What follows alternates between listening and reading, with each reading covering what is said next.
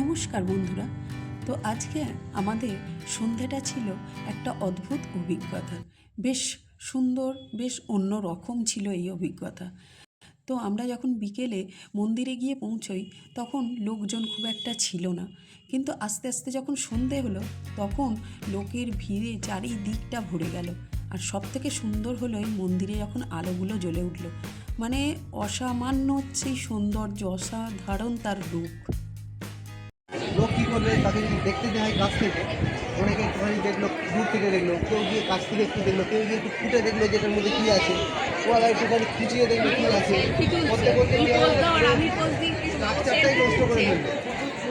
এই জন্য এইভাবে রেস্ট্রিকশান করে কোনো ভালো জিনিস শিখে দেখতে দেওয়া মানুষ দেখবে যেটা ঠাকুরকে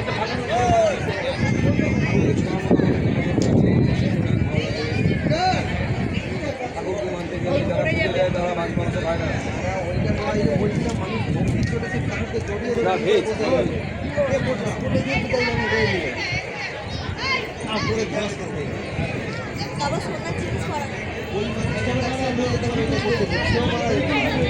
বাচ্চা ছেলেকে আদর করতে গিয়ে উপরে দিয়ে দিলাম। তো ওরা সকলেই দাদার কথাগুলো কিন্তু বেশ মন দিয়ে শুনছিল। মনে তো হলো যে অনেক কিছুই শিখলো হয়তো। আর এই সুযোগে কি হলো, একটু সকলে বসে রেস্টও নিয়ে নিল।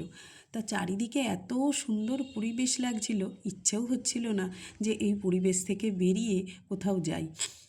তবু রাত হয়ে আসছিল বলে আমাদের তো এবার বেরোতেই হবে, কিন্তু মনের মধ্যে এক সুন্দর স্মৃতি নিয়ে আমরা চললাম। তো আপনাদের কেমন লাগলো এই ব্লগ অবশ্যই জানাবেন।